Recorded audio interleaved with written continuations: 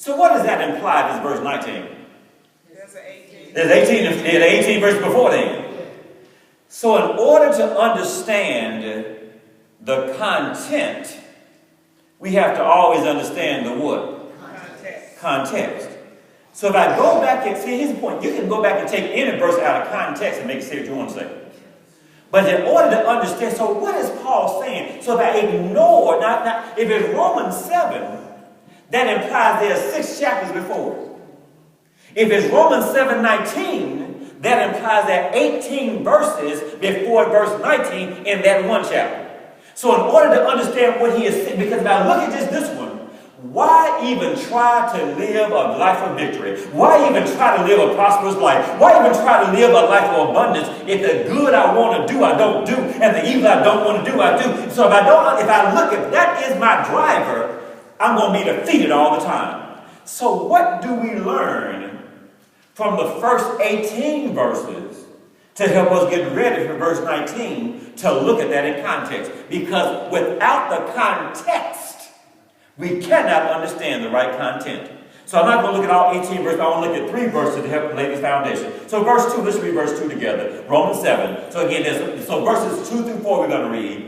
And then I'll chip in the gap for the rest to help us understand what is Paul talking about. The good that I want to do, I don't do. And the evil I don't want to do, I do. All right, so verse 2, let's go back up to verse 2. Verse 1 just simply says to the church of Rome. All right, so verse 1, verse 2, let's read this together. For the woman which hath an husband is bound by what? The law to her husband so long as he liveth. But if the husband be dead, she is loosed from the law of her husband. The Old Testament, a woman, this is read verse 2, then I put it on verse 3, then I put it together here. Verse 3. So then if, while her husband liveth, she be married to another man, she shall be called an adulteress. But if her husband be dead, she is free from that law, so that she is is not an adulteress, though she be married to another man. In the Old Testament, if a woman was married and divorced, and the husband was still alive, if she remarried, she was called an adulteress. When was that? In what? Old Testament. And people now under New Testament keep living like that now. Checking your obituaries every day. Let me see your friend's name is up in here. So they did trying to do all this other stuff. Old Testament. Old Testament. So what it said was that if this woman was married to this man, she was bound by the law to that man. And when he died, she was free to go to another.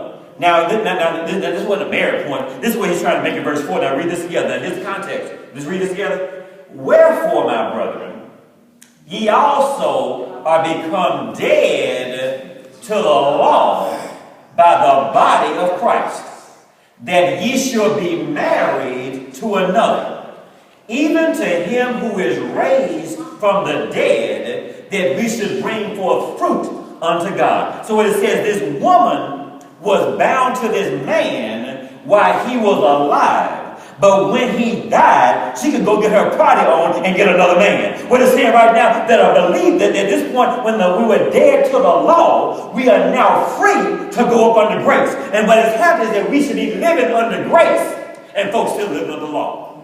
Now, let me be clear about this now. I'm telling you, because at the heart of all this defeat is the fact we still live under the law. Still got in the living room in our house right now. Got the Bible turned to Exodus chapter 20. Pages in the Bible all yellow. Been on the same page for 20 years. They got the Ten Commandments. Trying to live by the law. We are now dead to the law. And so we are now free to marry grace. We are now dead to the law, and now not just engaged to, but now in conjunction with grace. We are no longer under law, but we are under grace. And too often believers, as long as we keep trying to live under the law, we're going to always be defeated. I'm sure you scripturally. Now let's read the same verse from Romans 7:4 from NLT. Let's read this together. So, my dear brothers and sisters, this is the point.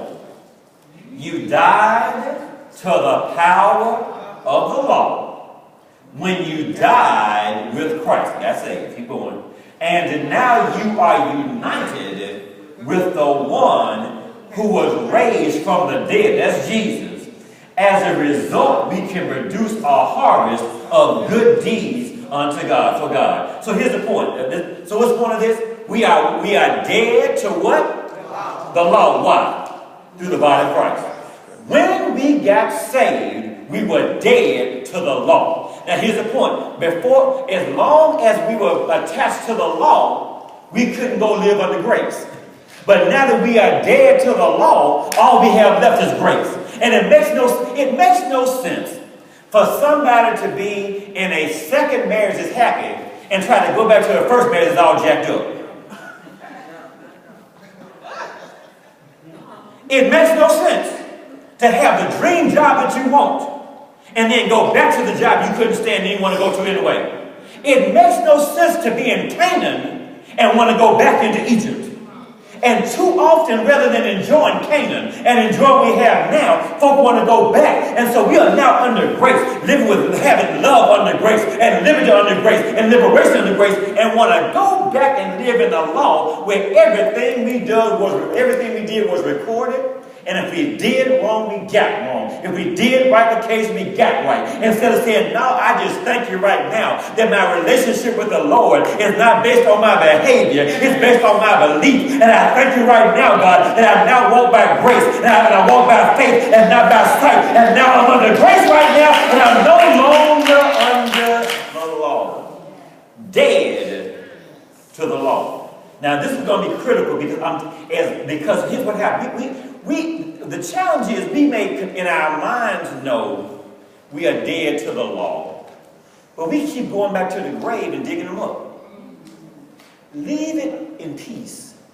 Leave the law alone. The law was never given to you.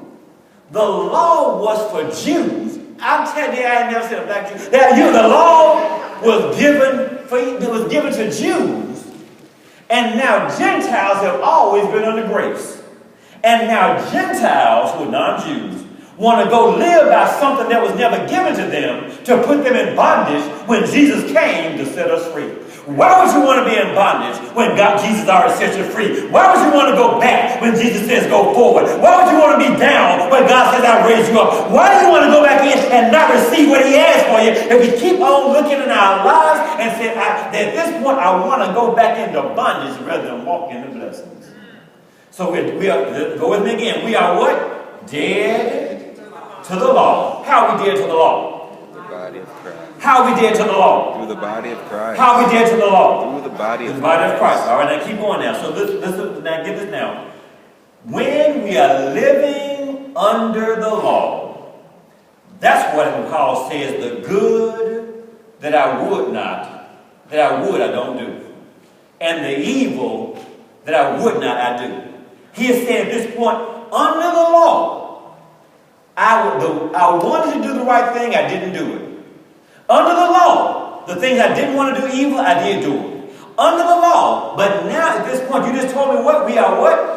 We're dead to the law. So keep now, as a result of this now, so now keep read this again thing. At the heart of our failures, falls, and frailties is the belief that we are what? Controlled, dominated, and ruled by sin. Believers have thought too long, I'm sinning because I'm dominated by sin. I'm sinning because I'm ruled by sin. I'm sinning because at this point I'm controlled by sin. But right now we said here we are dead to what? What are we dead to? Say it with me. I'm dead to the law through Jesus Christ. Again, I'm dead to the law through Jesus Christ.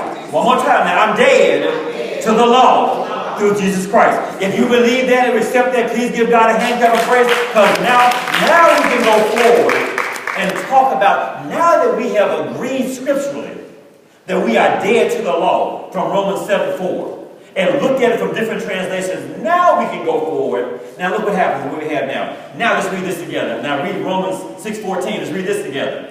For sin shall have what? Dominion over you. Keep going. For ye are not under the law, but so how does sin have dominion over you? When you're under what? The law. Right? When you're under the law, what does sin do? Domination. But now that we are under grace, does sin still have dominion over us? When we're under grace, the sin still rule us. Come on now. When we're under grace, the sin still control us. Because we are dead to the law. As long as we live under the law, sin controls and sin dominates and sin rules. But when we are under grace, sin does not dominate, sin does not control, sin does not rule, and because we are now under grace. Let me give some other scripture now. Please read this now. I love this. Read this together. Grace empowers you to take dominion. Oh, good God from Zion. I'm about to give myself an offering. The grace goes back and empowers you to take dominion over sin. So sin dominated you and dominated me when we were under grace. But now that we're under the law, but now that we're under grace, now we have power to dominate sin. You say, no, sin, you are not welcome here. You got to go in the name of the Lord. I'm going to give you an eviction notice in the name of the Lord. You are not welcome in this place. You are not welcome in my heart. You are not welcome in my hands. You are not welcome in my mind. You are not welcome in my thinking. You have got to go sin in the name of Jesus, because now I got some power to make sure I overcome you. When we were under the law, sin dominated us. But now that we're under grace, we have the right, we have the dominion, we have the blood-bought right to dominate sin. Keep going here. Please read this, please. Grace doesn't free us to sin. Keep on. Grace frees us from sin. So grace is not here to say, well, I'm not about the grace. I do what I want to do. No. Because now we're under grace. Just so grateful that the sin debt has been paid. I don't want to put any more lashes on Jesus' back. I'm just so grateful I don't have any more debt than sin debt. I'm just so grateful I don't have any more, because now I'm ruled by grace. So it doesn't cause me to sin more. I'm going to sin less because I'm now free from sin. And we're going to deal with it in a minute why we keep sinning. But so now are we here? So when we're sinning, when we sin, don't say I'm sinning because sin controls me, if you're a believer. Don't say I'm sinning because sin dominates me, if you're a believer. Don't say it's because sin now rules me because I'm a believer. Come on, read this with me, please. Sin does not stop God's grace from flowing, but God's grace will stop sin. Oh my gosh, that's a good God to hang have a praise for that right now. God's grace will stop sin. So the sin doesn't stop God's grace. God's grace is always with us. We are believers. His grace, in his point, his grace is even extended to folk who are not even saved. What? His grace. And we all mad because we've been in the church all along. Somebody not even said this something and says, no. God, his grace is from him. He can put his grace on whomever he chooses. If you got some money, and you want to go give this child this money and this child can't get mad because this child got more money. It's your money to give. It wasn't theirs to give. God says not, because grace is a reminder to a believer of God's love. And grace is an invitation to unbelievers to embrace him and receive his love. Grace is a reminder for believers that at this point, I just thank you right now that I'm in right relationship with you. It's a reminder of his love. Grace is extended to non-believers to let them know you are now welcomed to experience God's love as well. So don't think that we have some kind of lock on grace. Don't think just because you've been got Christian by your name that you don't want to get. No, God's grace, he shines, he smiles, and the sun shines on the just and the unjust as well. So God, his grace will always stop sin. So here's the point. We are free, what? From sin. Not free. There are always consequences. Don't say it because I'm under grace. When I sin, there won't be consequences. Sin will always bring consequences. Say it with me again. Sin will always bring consequences. You can be under the law.